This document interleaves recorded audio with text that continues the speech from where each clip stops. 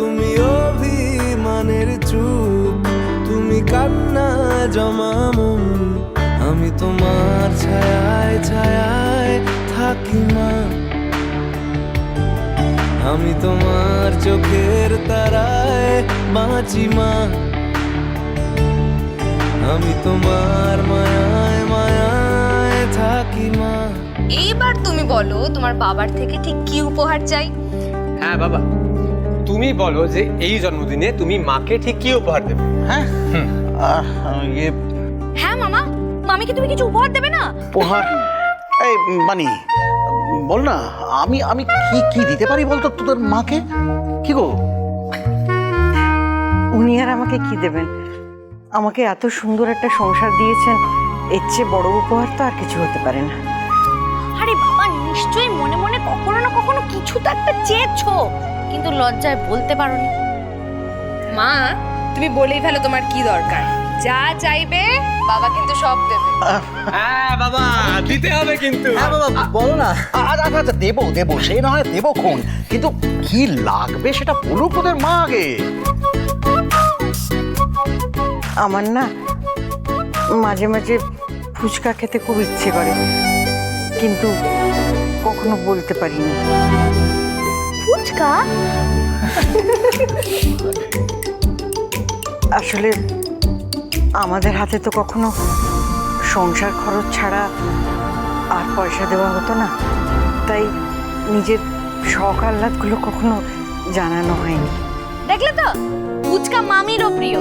আর আমি একদিন সবাইকে না বলে ফুচকা খেতে গেছিলাম বলে বড় বৌদি আমাকে কি বকাটাই না বকলো। তুমি ফুচকা খেতে গেছিলে বলে মোটেই বৌমনি তোমাকে বকে। তুমি মন্দিরে মাকে একা একা রেখে এসেছিলে বলে বকা খেয়েছে বৌমনির কাছে।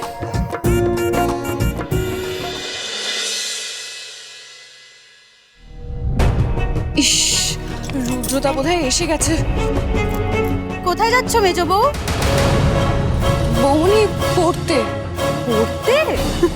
বারে, তোমার বর তো বড় গলা করে তোমাকে পাইস হোটেলের চাকরি দিল, আবার তোমাকে নাকি মাইনেও দেবে বলেছে। আর তুমিও তো বুক ঠকে বললে যেই কাজের যোগ্য সেই কাজ নাকি তুমি করবে। কই, সকাল থেকে তো তুমি পাইস হোটেলের কোনো কাজ করনি। এটা কিন্তু আমি বরদাস্ত করবো না বলে রাখলাম। মাইনে যদি নিতে হয় তখন কাজ তোমাকে করতেই হবে। বৌমনি, কাজ করবো না তো বলিনি, তুমি বলো না কি কাজ করতে হবে।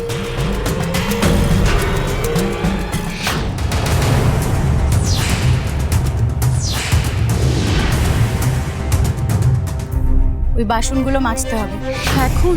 হ্যাঁ এখন, নাহলে সন্ধেবেলা রান্না চাপবে কিসে? বৌমনি, রুদ্রতা তো এসে গেছে, আমি পড়াশোনাটা শেষ করে তারপর মেজে দিলে হতো না? দেখো, তোমার পড়াশোনার জন্য তো আর সন্ধেবেলায় রান্না আটকে থাকবে না, তাই না? সন্ধেবেলায় যদি ওই ঘরে ঘরে পাইস হোটেলে ডেলিভারির অর্ডার আসবে তখন তখন কি করবে? আগে তুমি পাইস হোটেলের কাজ করবে, যেটা তোমার চাকরি।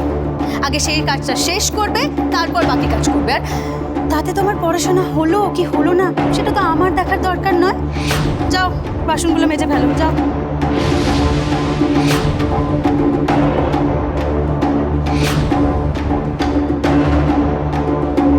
দেখো কেমন করে তোমার লেখাপড়ার আমি 14টা বাজায় নিয়ে যাবো। ঐশানী কোথায়?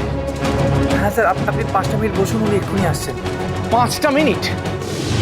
দেখুন, আমার সময়ের একটা দাম আছে, প্লিজ ছেলে খেলা করবেন না ব্যাপারটা নিয়ে। হাতে খুব অল্প সময়, আন্ডারস্টুড? কি হচ্ছে কি আমি বুঝে উঠতে পারছি না। সময়, ঠিক সময় স্টার্ট করতে হবে। Punctuality is the main thing. মাত্র 2 ঘন্টা পাচ্ছি আমি, অনলি 2 আওয়ার্স। এত সিলেবাস বাকি, এতটা সিলেবাস, আর মাত্র 1 মাসের মাথায় পরীক্ষা। I don't know what is happening. দেখুন,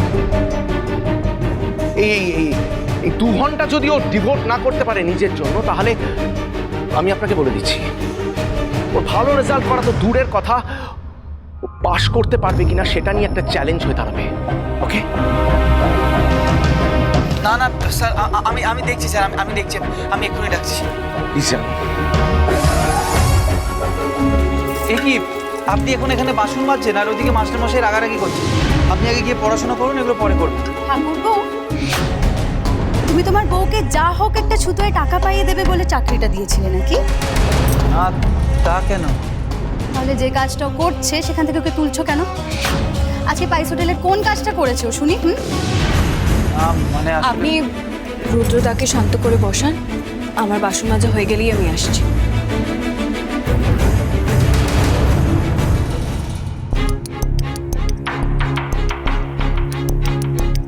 স্যার, উনি কয়েকটা বাসন ধুয়ে আসছেন।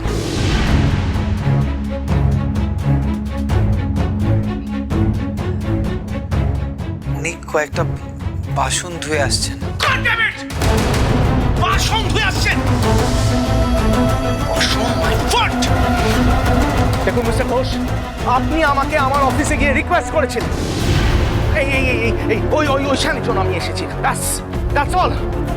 দেখুন, আমি আগেও বলেছি, আজকেও বলছি, আমার জন্য একজন ছাত্রের জীবন রিভলভস অ্যারাউন্ড স্টাডিজ। তার পুরো ইউনিভার্সটা স্টাডিজ। That's all. ছাত্রানাং অধ্যানাং তপঃ। ব্যাস। এই পড়াশুনো ছাড়া আমি কিচ্ছু চিনি না, জানি না, বুঝি না। Do you get it? দেখুন, আপনাদের বাড়িতে যদি এই পড়াশুনোর মূল্যটা না বোঝে, সেই মূল্যবোধ জাগানোর দায়িত্ব আমার নয়। I can't West my time like this. Is that clear?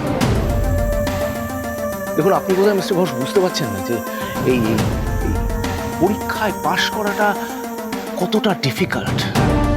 It's a monumental task. সাংঘাতিক কঠিন কাজ। মাত্র 1 মাস বাকি। বুঝতে পেরেছেন? আই নো আপনি বুঝতে পারছেন না। দেখুন mister Ghosh, let me be very clear. আমি বৈশালীকে পড়াতে পারবো না, অ্যান্ড দ্যাটস ইট।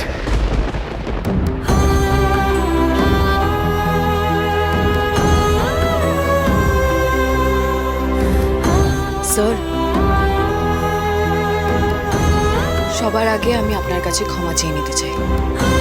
আমার এতটা দেরি হয়েছে বলে, আর আপনার এতটা সময় নষ্ট হয়েছে। তবু আমি আপনাকে কয়েকটা কথা বলতে চাই। এটা বলা খুবই জরুরি। স্যার, একটা মেয়ে আর একটা ছেলের জীবনে অনেকটা তফাৎ আছে, বিশেষ করে যখন পড়াশোনার বিষয়টা আসে। স্যার, একটা মেয়ে যখন তার বিয়ে হয়ে যায়, তার কাছে পড়াশোনা করাটা মানে বাড়ির সব দায়িত্ব পালন করে তারপর পড়তে যাওয়া। স্যার, আজ তো আমি শুধুই গোল্ড মেডেলিস্ট ঐশানী চ্যাটার্জি নই, বিয়ের পর আমার আইডেন্টিটিটা বদলে গেছে। আমি যে শুধু ঐশানী চ্যাটার্জি ঘোষ তাও কিন্তু নই। আমি কারোর স্ত্রী, কারোর বৌমা, কারোর বৌদি, কারোর কাকিয়া। স্যার, জানেন আমার শাশুড়ি মা কয়েকটা কথা বলেন। উনি বলেন যে যোগ্য বাড়ির বউ সেই হয় যে বাড়ির আর বাইরের দায়িত্বগুলো একসঙ্গে পালন করতে পারে। পড়াশুনো করে বিশাল একটা কিছু হয়ে গেলেই তো হবে না। আমি তো আমার সংসারের, আমার বাড়ির মানুষগুলোকে আমার জীবন থেকে বাদ দিয়ে দিতে পারবো না স্যার। আর তার জন্য আপনি যদি আমাকে পড়াতে না পারেন, তাহলে বিশ্বাস করুন আমার আক্ষেপ থাকবে। কিন্তু করার কিচ্ছু থাকবে না। কিন্তু এটা আমি কিছুতেই মানতে পারবো না যে আমার স্বপ্ন পূরণের জন্য আমার বাড়ির প্রতি যে দায়িত্ব আছে তাতে কোনো অবহেলা থেকে যাবে। এই বাড়ির মানুষগুলোর প্রতি আমার যে দায়িত্ব আছে তাতে কোনো আক্ষেপ থেকে যাবে। স্যার, আমি যা করব ঘোষ বাড়ির বৌমা হয়েই করব। আমার এই বাড়ির প্রতি যত দায়িত্ব আছে সব পালন করেই করব।